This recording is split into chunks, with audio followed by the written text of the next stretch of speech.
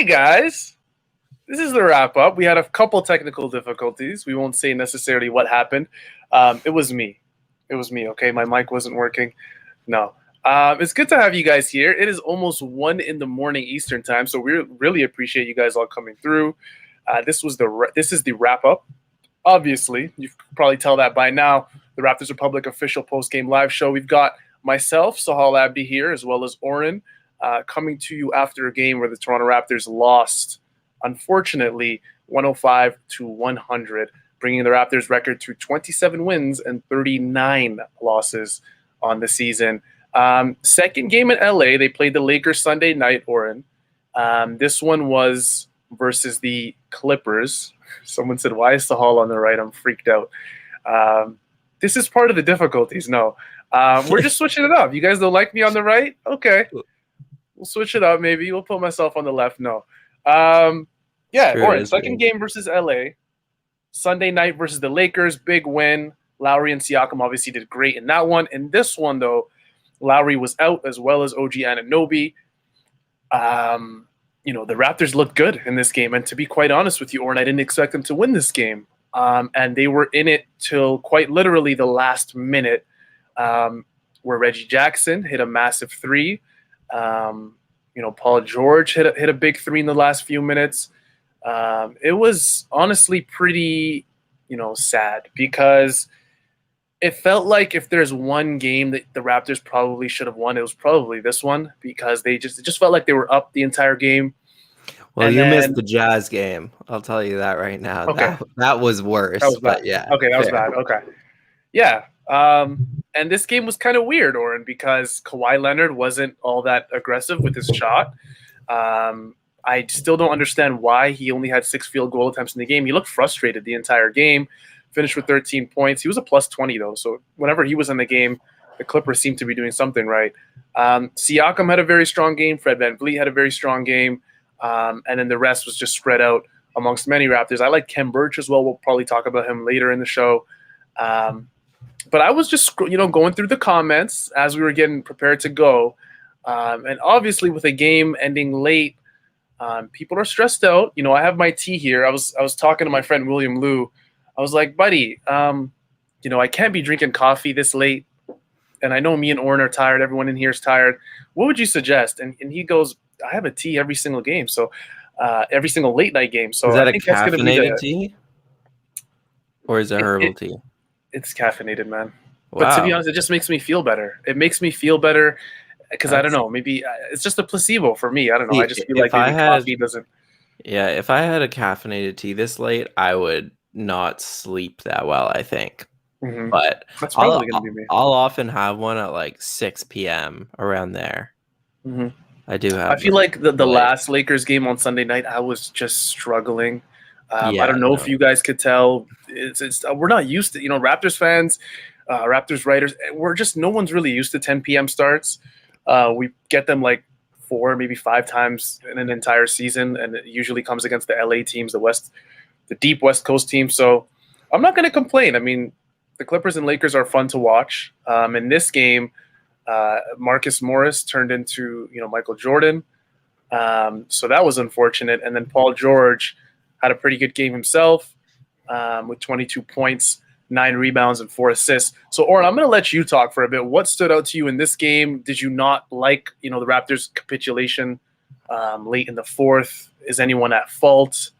Are you happy with the way the Raptors played? Give me your thoughts on the game. I'm actually really happy with everything. It was kind of like a best case scenario in a lot of ways, because realistically the Raptors are out of the play-in game. Their chances kind of after that, the last couple losses before the Lakers game of the Jazz and the Nuggets, their chances really became slim to none. So the Raptors, bearing any, miracle, they're not going to make the play-in game. So at this point, now I'm finally on the, I guess, tank side, where there's no point in just moving up the wins ladder when you're going to be in the lottery. Anyways, if we're going to be in the lottery, I'd rather have the best odds in the lottery. So, I didn't really want them to win this game. But I also wanted to see some good development stuff. I wanted them to be competitive. And I think we saw all that. It was another fourth quarter collapse. So, like, yeah, same issues are plaguing the Raptors as always with the depth and guys kind of losing their legs late, playing too many minutes, too much of a load on Siakam and Fred. But I liked it. I liked their game plan. They did a great job on Kawhi, sent a lot of doubles his way. We're not letting him do anything comfortably. And then Fred and Siakam really carried the team, and it was shaping up to be similar to last night where Kyle and Siakam carried them to victory. Unfortunately, we could not get them. I mean, Fred and Siakam today could not get them the dub, but they did about everything they could, combined for, I think, 51 points. Fred was amazing. But before we talk about Siakam and Fred, because I think we should, and we have some clips, can you show the video, the one that's called Good D, though? This was, I think this was like the turning point of the game where the Raptors caused a turnover late. Siakam got another fast break opportunity. And, you know, he basically took Paul George took the charge on him. And it's just one of those tough plays that I feel like Siakam, he used to be so much better in transition. Like, if you look at his efficiency numbers this year compared to last, like this year he's just plummeted in transition. And it's been a lot of this. I mean, it was kind of similar. This reminded me of the Knicks game when he took the double dribble late in the game. But it was an interesting play because at first I thought he was going to pass it to Khem, and I thought that would have kind of been a bad idea. Like right here, I thought he was going to pass it to Khem, which, I mean, maybe he could have outrun him, but usually a center putting the ball on the floor in that kind of situation, you don't really want it. But Paul George made a really nice play to kind of fake it out and then at the last minute plant his feet and take a charge. But yeah, Siakam really needs to be more composed late game. Yeah, he just seemed very jittery there. I love how this play started. Obviously, Kawhi with Fred on him, he gets into the post super deep almost immediately. We know, Kawhi's been a Raptor, so we know how strong he is. I mean, you don't really understand how strong he is till you watch him play or you see him up close, which I got the benefit of seeing both. And Kawhi is not only massive, like that guy's shoulders, he's cut, man. Like, he's a massive guy. So the fact that, and I know this is Fred VanVleet. Fred VanVleet is barely 6 feet. The guy's a goddamn garden gnome, with all due respect. But, Kawhi gets super deep here, and immediately Pascal recognizes that. And I was kind of scared because if you look at the Clippers here, they have Marcus Morris, who was absolutely killing the Raptors from deep in this game. They have him in the corner. And I was watching the Clippers broadcast, and they kept mentioning how the Clippers are the best three-point shooting team in the league. They have the best corner shooting percentage in the league, 48% from the corner. I had to write that down so I didn't forget. And a lot of that has to do with guys like Marcus Morris, who just camp out in the corner, and they hit the shots they're supposed to hit. And Siakam took a big risk here. And normally I kind of put this on Kawhi because I'm going to just play it a little longer. Utah's there on Reggie, so that's not really an option. Marcus is open, and the Raptors took a risk there. Yeah, but just a great double. That's really good defense, though, because the Raptors recognize, like, in Siakam's double, he's kind of doing it in a way that the one pass that he's taking away is that Marcus Morris pass. Yeah. And I think that's where Kawhi tried to go. And that's what caused the deflection because, Khem sank. And it was great defense by the Raptors for sure. And I was impressed with Fred defensively because he took Paul George a lot and even Kawhi a few possessions this game. Like, Paul George was kind of his primary in the fourth, and Paul George has like 6 inches on him and didn't really matter. Like, no one was really blowing by Fred. But yeah, the difference really was like the 3-point shooting. The Clippers shot 44% from three. The Raptors shot 34%, and it was a 5-point game. So, I mean, that's one way you can look at it for sure. And I think the Raptors have an argument to say that they were better overall. They were a better team, but they just couldn't get it finished like we're used to seeing. And this was a big play. Why? But like, I don't want to harp on Siakam. This is one mistake he made in a game where he was really great. And so was Fred VanVleet. Like, Fred played 41 minutes. Yeah, man. He had 13 assists, two steals and a block, 27 points. He was impressing me. I don't know. Can you play that play? I think it's called. Unfortunately, I don't have the clips today, but Yeah, I got you. the one that's like good pass. Mm-hmm. Because this one is just something Fred never used to be able to do, and he tricked me watching. Like, when I was watching this play, I don't know Kyle about Lowry pass. yeah, I don't know about you, but I thought he threw it out. Ooh. Like, That's when he actually a Kyle Lowry pass. Like, that looked a lot like Kyle Lowry does a lot of those like jump passes where it looks like he's completely ran out of options.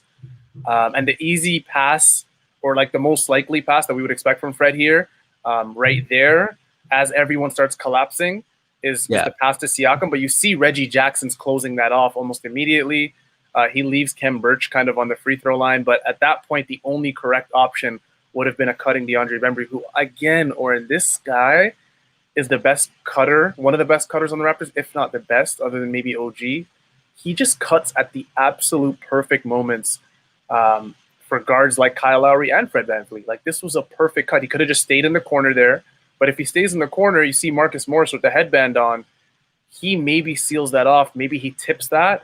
The only good pass here would have been DeAndre Bembry, and DeAndre goes up immediately, catches it, goes up, and gets fouled from a jumping Zubac. So this was nice, man. This was very good from Fred. Yeah, that's just like the progression within this one season he's taken as a playmaker has been pretty unreal. And if you're a Raptors fan, it should make you very optimistic about his, next few seasons, because Fred just keeps getting better every single year. And this was probably his best game of the season, to be honest. He had everything. He had the mid-range. He took a floater or two, which is kind of new for him. Mm-hmm. He finished at the rim really efficiently. And this playmaking is just like, he could never really in the past make the next read. Like, it was always the most basic read for him, and that would have been Siakam, but Siakam's not shooting the ball well at all. So that would have probably end up in either a clank three or, a reset.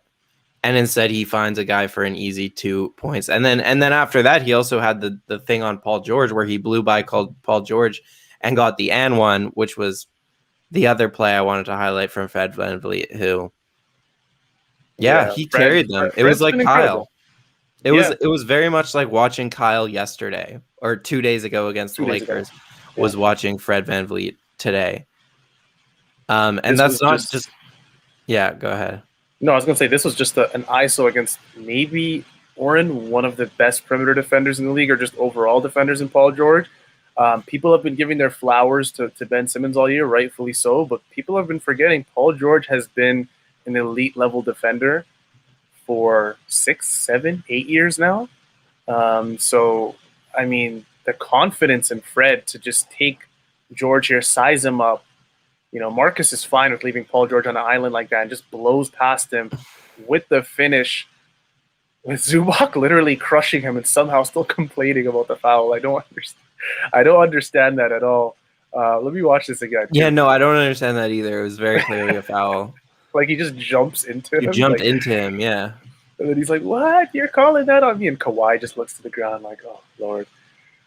This was great. Could have done one of those Fred things, Oren, where he just, sizes you up, pulls it back, and shoots one of those contested kind of fadeaway threes. But he said, hell no, I'm taking it inside. And the Raptors had a lot of success in the paint attacking Zubac. They had a lot of success. And Cousins. Off ball, Khem Birch was doing a great job as well. He was just finding every gap possible. If you even just watch Khem Birch on this play, I'm going to play it one more time. If you just watch Khem Birch and just the way he tracks the ball, he's on the far side of the court, and he's just waiting for that drive that he knows is coming, and then he just finds that gap right there. Right. And if Fred misses that and it's not called a foul, I think Khem comes up with that. On the glass. So, and even if he didn't shoot it, Khem would have been there, which we saw a bunch today in the fourth quarter, just kind of for that pocket pass where he can go up for that little floater in the middle of the paint. So you're right. Khem's really good at shooting gaps, finding some open space on the floor, and he has good enough teammates who can get him the ball in those positions. And he's become a really big part of the offense. I would say a bigger part of the offense than I envisioned. And a lot of that is on him, just his ability to find those spots and want the ball and, convert on a lot of those floaters and mid-range push shots. Mm-hmm. Khem Birch is a guy I wanted to talk about, Oren. Like, this is a guy that every single game I watch this guy, I'm like, goodness, the difference you see, man. The difference you see in the Raptors center situation since they've gotten Khem Birch and then before, it is literally night and day, man. Like, you look at this game, and honestly, you look at it, and a lot of people will complain and say, Khem had a -10, but, he had 8 rebounds, played 32 minutes in a game where he was giving Zubac hell on the glass. I feel like he had 8 rebounds, Oren, but it felt like he had like 15 because he had a lot of those tips and he was just very energetic around the rim. Things you see from Khem Birch quite a bit. Zubac just looked frustrated. Khem is he's just a super athlete. So Zubac might be taller than him. He might have, a bigger wingspan just by a little bit because Khem Birch's wingspan's massive. But Khem looked good, man. Khem looked damn good in this game, man, defensively and offensively, especially around the glass. Yeah, I just realized. Oh, okay. So I can put clips in the studio, but you have to play them. Nice. Yeah, but I think this was an offensive rebound that I put in, and that I think they got called for a foul on. But it was similar to the play you just watched. His timing is really good on following these offensive rebounds, and I mean, I've talked about Khem a lot recently. I felt like if anything, this was actually like a little bit of a step down from what we've seen over the past few days from him, but those were pretty spectacular games. And I don't know, maybe the Clippers just kind of, they're such a perimeter oriented team that it's harder to see Birch's impact in like at the rim because they really didn't do much damage at the rim. They're more of a jump shooting team. But he's been very good for us. The reason this play was even possible was just this screen from Khem. And Paul George loves – what I love about Paul George is that, what makes a good defender great or even a great defender elite is when you see the opposing player having so much success and you're itching to guard him. And Paul knew, the entire game that Fred was just cooking. He was cooking the Clippers all game long, and he stepped up, and he knew he wasn't going under any Fred 3. You don't go under a Fred VanVleet, screen because he's likely just going to pull it. And in this game, he was more than likely going to hit it. So Khem sets an incredible screen here, and this screen is really what gives him this lane to the rim. And Zubac obviously has to cut off that middle section, so Fred doesn't have an easy, coast to the rim. And Birch just goes straight to the rim. He knows that shot's eventually going to come. And now who's in there? It's Marcus Morris boxing out Khem Birch. That's not going to happen. You see Reggie Jackson down there as well. He's not going to do nothing when Khem Birch is in the paint. And this is easy. This is food for Khem Birch. And he grabs the offensive rebound with ease. I want to say with ease, but obviously Marcus Morris had no choice, I want to say, but to foul the living hell out of him. But this was great. This is another example of why Khem Birch is so valuable for Toronto. Not just the screening, but just the athleticism, the ability to pop off those screens, and then his energy around the glass. Yeah. I love Khem. Yeah, and the other guy I feel like we should talk about is Siakam, who save the best for last. People in the comments might not want to hear that because I saw what you guys were writing, when we first got in here about Siakam. I know a lot of people, Oren, were not really happy with, that specific play that we outlined where a great defensive possession turned into an offensive foul on Pascal Siakam. A very good defensive play from Paul George, who again is one of the better defenders in the league. Man, it was a game for Pascal where, you're excited for him, you're happy for him, and he's doing all the cooking. He's coming off a great game Sunday night versus the Lakers, 39 points. And then, he has another great game tonight. But when the chips really, need to fall, and when the baskets need to go in, Pascal, I don't want to say crumbles, but we're very used to seeing Pascal maybe in the last 2 minutes, take an offensive foul or turnover or something like that. What did you think about Pascal's game? I don't want to mince words. Yeah, I thought he was really good. I feel like he's looked pretty different. He went through like a little stretch there where he was just not very confident, wasn't shooting that much, wasn't really efficient, was just being more passive. And 10 for 24 is not the most efficient game, but it shows that he wants the ball and that he's getting to the rim like almost like he talked a little bit about how he was shooting more of these like mid-range floaters and stuff because getting to the rim all this time and not ending up getting foul calls is just taking a toll on his body. So he's making it more of a point to take these mid-range pull-ups. But I mean, he's also getting to the rim, and like I love when he makes plays like this because I like when he like doesn't give the defense much time to really react and like think about, okay, who's going to help, who's going to come over. And it's more of just like a rip through action. I mean, this is a ball screen, which Paul George just kind of guesses wrong. But I like confident Siakam. I like it when he's making quicker decisions with the ball.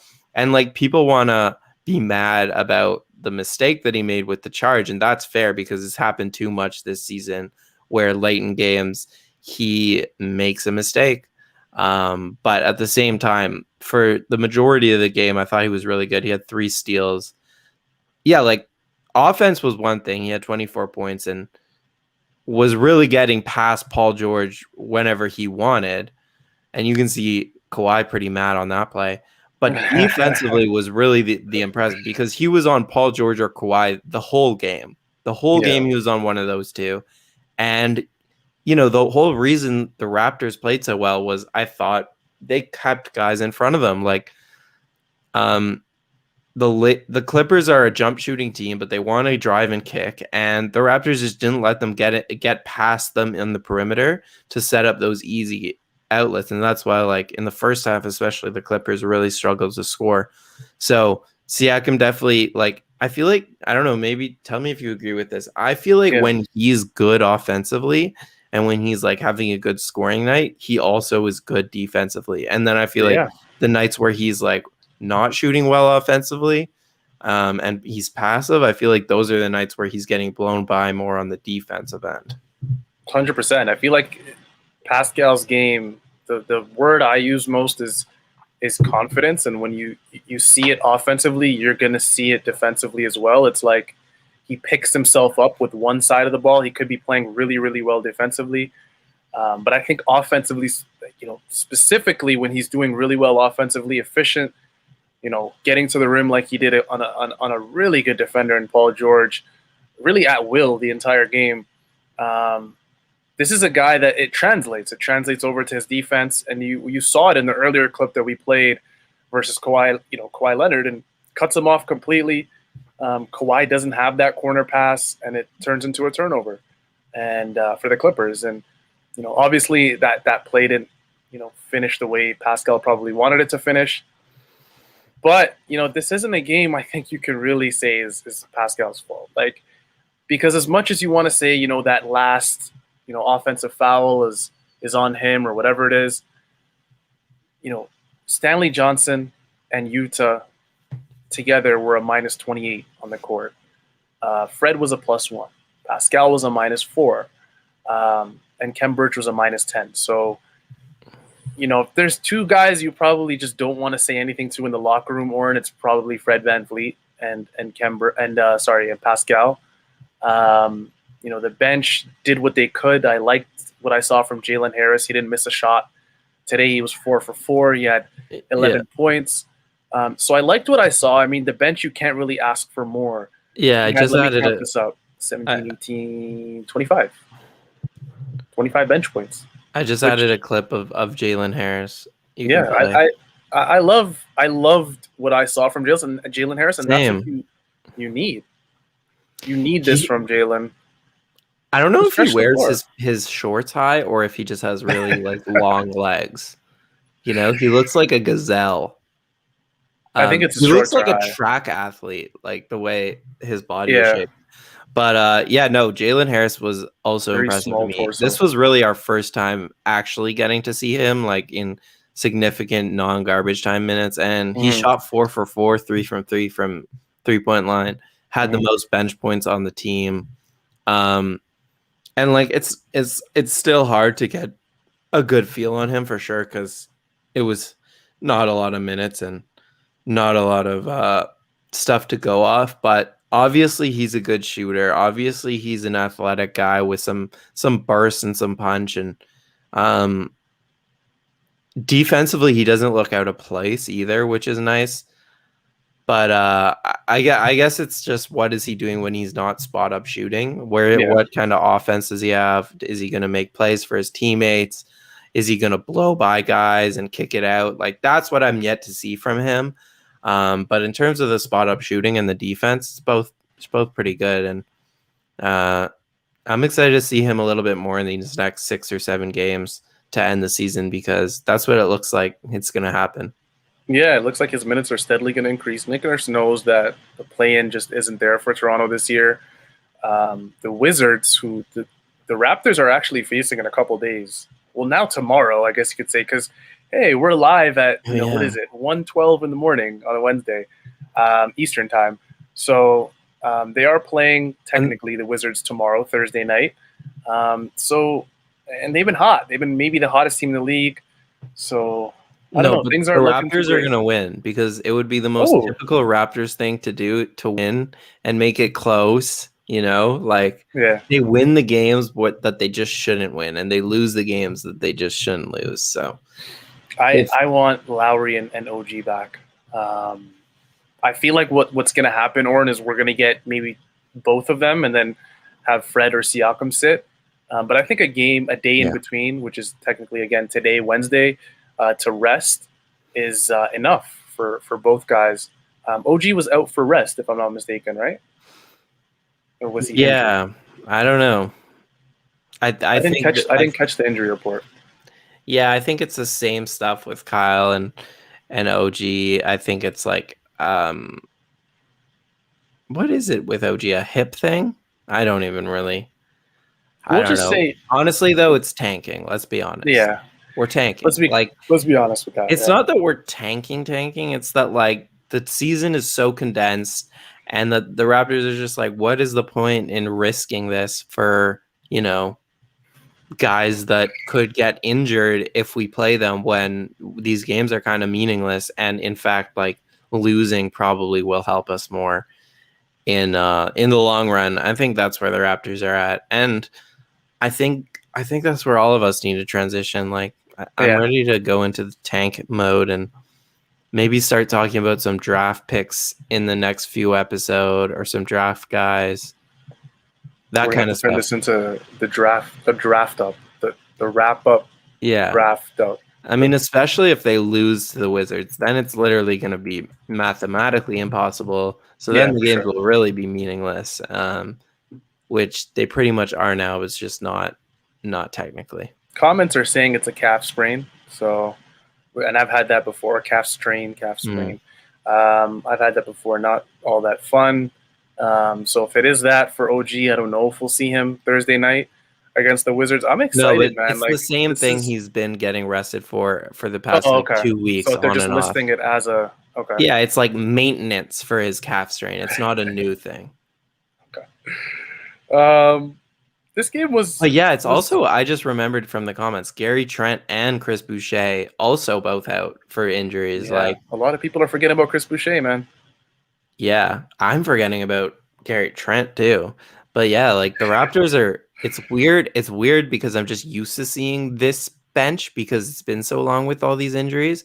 I'm used Yeah. to seeing Gillespie and Flynn and Bembry play all these minutes, but like, yeah, this really isn't the real team. And Flynn, by the way, he's had a bad couple games in a row. I think he had 0 points against the Lakers, 1 point tonight. I just, Yeah. yeah, I don't know. Like he's so small that if the ball's not in his hands, sometimes he falls into that like thing where he's just not able to do much because guys can close out so quickly on him if he's like a spot up shooter. And the way the Raptors have been playing is really like he's not the lead ball handler. It's more so like a free flowing offense where everyone's getting a touch. So I don't know. I don't know what exactly he needs to do to get himself more involved, but he can't just be a spot up shooter like at that size and with his skill set. Another thing with Malachi Orton for me is that I feel like naturally every game that he's given, anywhere between like 8 to 15 minutes, he doesn't perform as well as when Nick Nurse trusts him with, 25 plus minutes or 20 plus minutes. I feel like part of his game at this point in his career is let me get in a rhythm first. Let me kind of dictate the pace of the game a little bit. And then you'll start seeing Malachi, his shot fall. I really do want to see a statistical comparison between, his shot percentage and everything, his splits when he plays under 15 minutes to compare to when he plays over, 15 minutes. I think it's drastic, man, because almost every game that he's in that range, he played 13 minutes tonight, it just seems like his confidence isn't there. He's not hitting shots. He got fouled on that jump shot, comes off that high screen, and Patrick Beverley fouls him. I still don't know why he did that. And the whole Clippers, lineup was looking at him like, you must be nuts, man. And then he hits one shot. And for me, Oren, scoring 1 point is to me worse than scoring 0. So I'd never like to look at a box score and see that I scored one single point. Again, he's a rookie. We're okay with, Malachi taking his lumps this season. It's not like we expect a guy to just come in and, give you a solid 10 to 15 points per game and, 4 to 7 assists every single night. Malachi is going to take his lumps. Jalen Harris is going to take his lumps. We saw some really good things from Jalen Harris. In this game, we might see him, fall off in the Wizards game. And that's just, I think, part of being a rookie and part of being thrust into, the spotlight so early in your career. But yeah, this was fun. I think, Oren, we've talked about the game quite enough. It's been about 30 minutes or so. We see a ton of comments, right? Yeah, so let's do the natural thing and get to some of these comments. You guys have any questions, hit us with some. I'm going to start highlighting some of them right now. Again, I'm still shocked we got this many people here with us at 1:18 in the morning. Dude, we got some real night owls, Oren.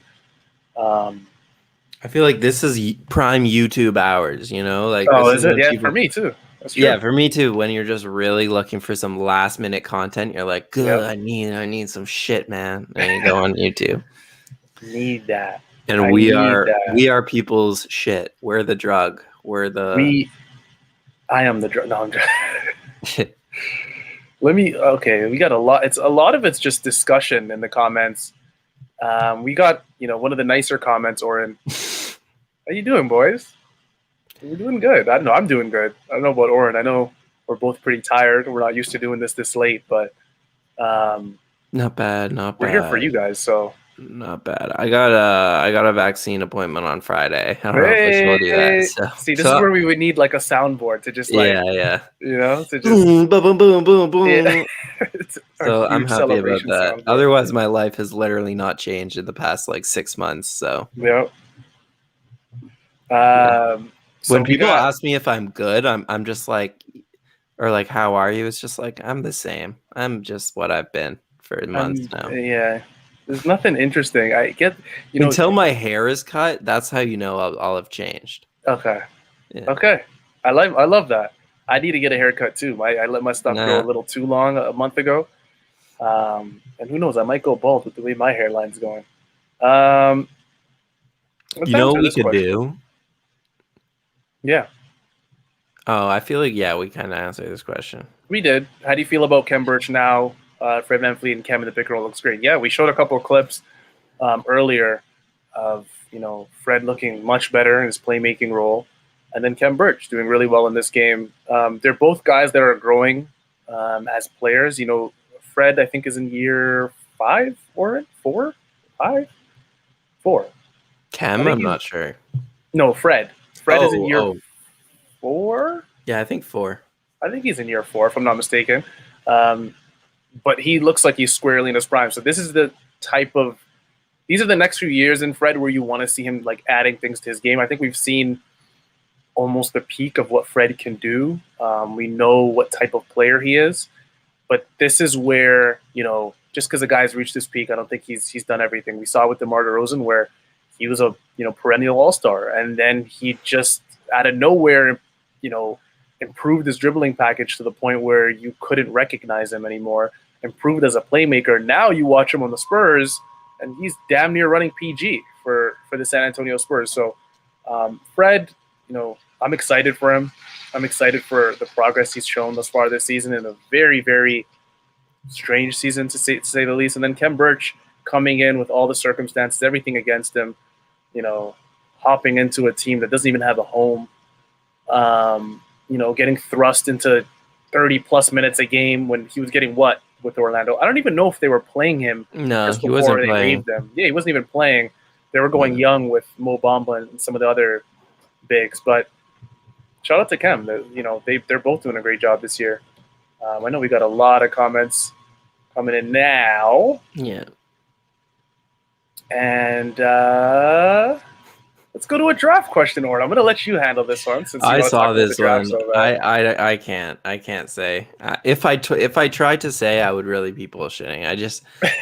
I haven't. Well, I haven't. Let me pull up my scouting notebook, Ord. Give me a sec. Yeah, I mean, I haven't done enough research yet on like 5 to 10. I've definitely done some on 1 to 5, but I think that's the next step for me is to do some research in that group, and then in the next few episodes be able to talk more about that group so that we as the season comes to an end. Yeah, for sure. But yeah, I'd be lying if I said I knew anything. Yeah, I've watched clips here and there. You see highlight clips of these college guys just naturally. I've seen some Moses Moody clips. I've seen Scotty Barnes. He's gotten mentioned in the comments. Oh yeah, who's that guy in Australia who's a good passer? Yeah, Josh Giddey. Yeah, he'd be cool. I feel like he'd be nice. I like him. From what I've seen. I was watching like a 2-minute highlight clip a couple days ago, and he doesn't look too bad. I know he just declared for the draft recently, so I'm excited. And again, he's playing in the Australian Pro League. That league seems at least from what we've seen from LaMelo Ball, that league seems to get you ready for the NBA pretty good. But again, LaMelo Ball's LaMelo Ball. So speaking of LaMelo, man, I know this is totally off topic, but man, LaMelo is a superstar, man. LaMelo Ball is a legitimate superstar. Like, the game looks very easy for him as a rookie. I'm high on coming him back. for sure. Yeah, coming back from a wrist injury. Goodness gracious. The Charlotte Hornets are going to be fun to watch for the next few years as long as they keep building it right. Shout out to Mitch Kupchak, by the way, who's been one of the better drafting GMs in the league. Had some hits. Bridges. 3 hits in Washington. a row. Yeah. LaMelo Ball. And then they signed Terry Rozier as a free agent. You get Gordon Hayward as a free agent. They let Kemba walk. Everyone was questioning them, and they did a lot of good stuff. Graham comes out of nowhere. Yeah. That team looks good, man. LaMelo, he's made the Charlotte Hornets must-see television. Van Hoot asks, will you guys have a show throughout the playoffs at all? The answer is we're gonna actually switch this up into the Laker up. Wait, no, who should it be? The Hornets. We should be a Hornets pod. We should just completely switch it up. Yeah, switch up the brand completely, guys. You're gonna see new colors. Yeah. No, we're not planning on doing anything in the playoffs. I wish. But we are planning on doing some cool draft stuff. So I think we'll have a lottery live show when the draft lottery happens, and then maybe a draft show when the actual draft happens. So any Raptors content, we're gonna try to do shows around, but other teams playing in the playoffs, no. We'll probably just be watching in our couches. Yeah. A non-Raptors question, Warren. Back to Nayland. I hope I said that right, Nayland. Or it could be Nayleen. Or now with the Bucks. Yeah, exactly. With the Bucks beating the Nets back-to-back, do you think they can take the Nets to 7 and beat them? I was going to ask you this and say we should each predict our who gets to the finals and who wins. So I'll go first. I mean, I definitely don't go chalk, man. What? Don't go with the chalk Nets Lakers, man. Okay, I won't. I think the Bucks can beat the Nets. Yes, and it's not Okay. even about this back to back. Although I guess this is inspiring, even though James Harden is out. But the fact that James Harden is out with Nail it. what is it? A hamstring injury is very concerning. Like there's like 7 games left, and he's still not even playing. And like you can't. I hate the idea of like a player returning in the middle of a playoff series and expecting him to be good. That's why I picked the Raptors to win the championship when they did, because I was like, you guys really think that KD is going to come back in game 5 and just be healthy and good? Like that's not going to happen. That's just, you can't go from sitting out for 3-4 weeks to being in But an to be NBA fair, Oren, let me finals stop game. you. To be fair, if it's one guy that could probably do that, it might be KD. Like if there's one single guy that could Yeah. just come out like out of nowhere and just start hitting shots, and next thing you know, he drops 30 on you, I think it would be KD. But to be fair, again, generally you don't see that from anyone. Yeah, and Harden's game is also pretty dependent on, I would say, his athleticism, his first step, things like that. He's not just a shooter. Like KD can just get to his spots, rise up and shoot. Harden's a little bit different. So I would say, yeah, I'll go Bucks, and I'll say Lakers. Don't go against LeBron now. You know, I'll say Lakers, people do and that every I will year. pick the Lakers to win. Ooh. Even the way the Lakers have been looking recently, I know it's very shaky. It's very shaky. everybody drop. You know what? Just because we're doing this right now, everybody drop your NBA Finals picks. And if I see a lot of Nets Lakers guys, I'm ending the broadcast because no, you guys can go chalk. You guys can go with the chalk normal pick. But like is the the good Nets thing and the about Lakers. LeBron and AD is at least they have 6 games to get into shape. Unlike Mhm. Harden, who isn't going to be playing probably until the playoffs. So I'd rather like bet on that than someone coming with the playoffs. But yeah, the West is very up in the air. I would honestly pick Denver if Jamal Murray was healthy. Wow. Yeah, but I cannot pick the Clippers. I don't believe in their center rotation. Yeah. The Jazz and the Suns, I just If can't. Pascal can beat up the Clippers down low like that, I can only imagine what a playoff LeBron would do. The Suns are not it for me. And deep in the playoffs, they can win maybe a couple rounds. Maybe they can get to the Western Conference Finals if Chris Paul and then Devin Booker takes his game to another level, not just all-star, but real like superstar. I can't even talk. Superstar level. CP3 does deserve a ring. I see your comment. He absolutely Wow, does. lots And of people are want, picking the Suns and the Jazz. Surprising. But do you think that's a sentimental thing? I feel like that's more sentimental than anything because I'm a big fan of the Suns too, and I love how they've been playing. They're a good story. But when it really, really comes down to it, and it's Suns Lakers guys, and you're going against playoff LeBron and Anthony Davis, and I'm not even going to say Andre Drummond because he plays like his brain is an almond, but Marc Gasol, hopefully, who they still who they give minutes to, hopefully we'll see. I'm going to start just highlighting some of these. I see some 76ers. Jesse says Jazz Nets. Wow. Jazz. I'm not going to say much. And he says Jazz win it all, too. Matthew says Bucks versus Suns. Sports Vibes TV says Clippers Knicks. We got another Suns pick. I'm not entertaining the Golden State Warriors. Justin, I'm sorry. I'm not doing that. We got another Bucks Jazz from Adil. Another, I don't know if I already highlighted this, Nets Suns again. Damn, you guys love the Suns. And yeah, it's like when you think about the CP3's Suns, I can't really point out like a flaw. There's no real flaws on the team. And I'd be really happy if they won because I really like Chris Paul and Devin Booker. But yeah. I don't know. I just don't see. Do they have the juice? Their centers also aren't that great.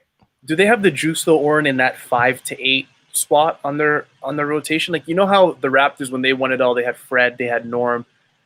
Fred was coming off the bench. Remember, Danny Green was starting, so Fred was coming off the bench. Do they have that? Like I don't know if the Suns have that. Probably not. Like they're giving a lot of minutes to like campaign who the Raptors He's done well this wave. year, but Yeah. playoffs. Um yeah, but at the same time, maybe shortening the rotation will actually make them even better because those guys, Javon Carter, those guys are getting a lot of minutes and doing well, but just giving more minutes to CP and Booker could actually help them. But I just don't think they have like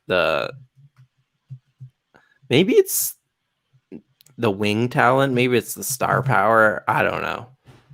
They Like, do have a very like I know why you yeah, would it's very think that balanced.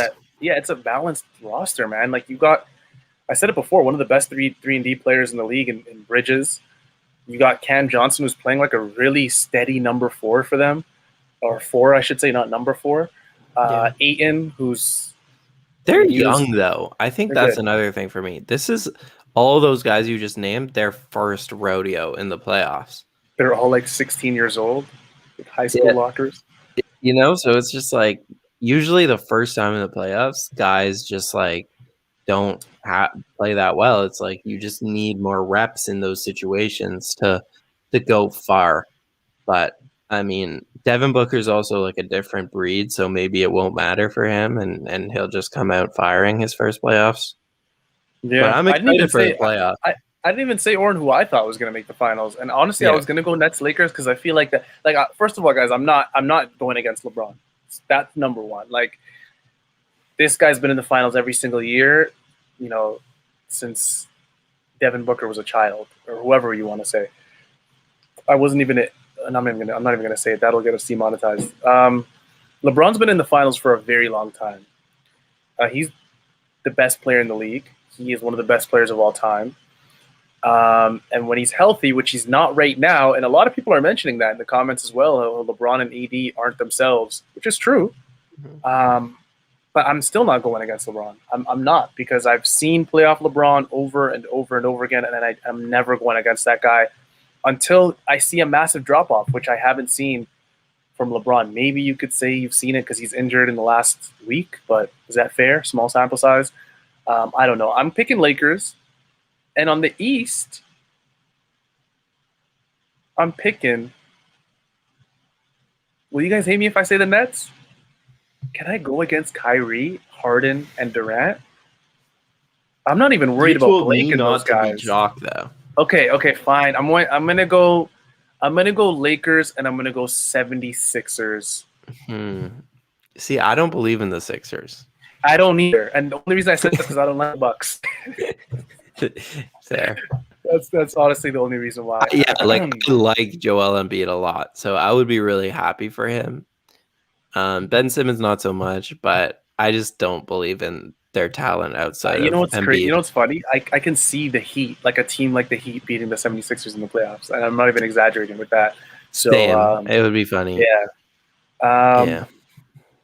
Saul calls out. I just don't want the teams that beat the Raptors to thrive. So like the 76ers, the Clippers, the Bucks, those guys can all lose as far as I'm concerned.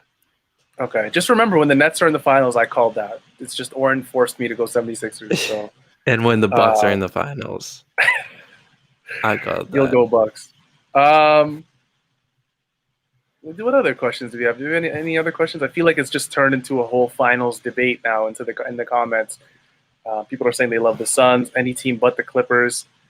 Someone said, yeah, man, this is going to be a fun year. I think this is going to be very different for Raptors fans, Oren, because the Raptors aren't in the playoffs. I'm kind of excited. When was the last time you saw that? Yeah, 2013. I was like, yeah. I'm excited, though, just to be able to watch the playoffs without worrying about the Raptors, because usually it's such a stressful time of year. You're like, I got to plan my whole day around this Raptors game tonight. But now it's just going to be like, oh, nice. Let's see what's on tonight. Let's see who's playing. And I feel like I'll be able to watch more games, too. So I'm excited about the playoffs this year, honestly. I feel like a lot of the wrap-up family is going to be rooting for the Suns. So, and I am too. I'm a fan, man. I'm a huge fan of the Suns. I'm going to be rooting for the Suns probably in the West. I always root for LeBron just because how can you not enjoy watching one of the best players ever? I mean, it's very easy to hate on the guy. I've never really been a LeBron hater. I feel like, when we were back in high school, Oren, you were either characterized as a guy who was pro LeBron or pro Kobe because they were just so like it was like whose era is this type thing. And I love both, man. Rest in peace, obviously, to Kobe, but I love both so much. I'm not gonna lie. I've gotten into arguments. Attacking Kobe's efficiency here and there. I'm not proud to say it, but I think when you really step back and watch both careers, man, oh man, you can't really hate on a guy like LeBron, man. And then Kobe, you could argue probably Toronto's like his second city. I was at his final game in Toronto, and it was dope, man. It was dope to see everybody wearing Lakers jerseys, Kobe alternates. You saw the yellow, you saw the gold Lakers, the purple jersey. You saw the black alternate. It was good, man. So I'm gonna be rooting for my guys in the West. I'm gonna be rooting for some of my guys in the East. I love Joel Embiid. Let's see how far Jokic goes without Jamal Murray. Another thing I'm looking forward to, Oren, Team Canada, the Olympic qualifiers. I want to talk about that a lot more as the season comes to an end. I'm excited, man. It's gonna be a good summer. I just need to get vaccinated. That's about it. So shout out to you for getting that appointment. And games like today really make you excited for next year's Raptors because obviously it's too little too late this year and they're still unhealthy. But when the core guys have played, and like I just said, it's usually only two of them playing at a time recently, but each and every one of them recently has been really, really good. Like OG is having the best offensive stretch of his career. Kyle Lowry just had the best game of his season against the Lakers. Fred might have just had the best game of his season against the Clippers, and he's making some playmaking leaps. He's just playing really well. Siakam's if you take out the 54-point game. Yeah. Oh yeah, good point. We forgot that happened. I forgot that. Siakam's been playing better. Honestly, since like if you take away the start of the season, just since then, Siakam's just been playing better and better. So, I mean, the core guys, Trent, Birch, Utah, Malachi, you got to be excited for next year. Obviously, like it might not be a championship team as is, but it's definitely a playoff team in a full season, and I'm excited to see what they have next year. I need to see Toronto play in Toronto, man. Yeah, this city is starving. Yeah, and I think they will. I think we're all getting vaccinated now. By the time next season starts, I'm very confident we'll be back, and it'll be a party. It'll be a movie every night. It'll be a party. It'll be a schmovie. We'll record these outside of Scotiabank Arena, like how First Take does it. We'll get a little set up there. Dope. What do you say? That would be dope. I think that'll do it for us. This was more fun than I was expecting. Again, it's 1:38 in the morning. We appreciate all of you guys staying with us till the end. Before you leave us tonight, we need you to like, comment, and subscribe. You guys did a lot of liking on the last video versus the Lakers. We appreciate that. If you haven't done that, do that. If you really love us, you'll go on past videos and like them for no reason, whether you watch them or not. But this was it for myself and Oren. This was the wrap-up, the official Raptors Republic live post-game show, where your Toronto Raptors were defeated by the Los Angeles Clippers, 105-100. We want to thank our sponsor, RF Qureshi from Remax, for supporting the show. Your Raptors are now 27-39 on the season. I need a fact check for that, by the way. But yeah, I'm your co-host, Sahal Abdi, again here with Oren Weisfeld. We'll see you guys Thursday night versus the red-hot Washington Wizards. Westbrook, like I said, is going crazy. Bradley Beal's going crazy. It's going to be fun. I'm excited. Thanks for watching, guys.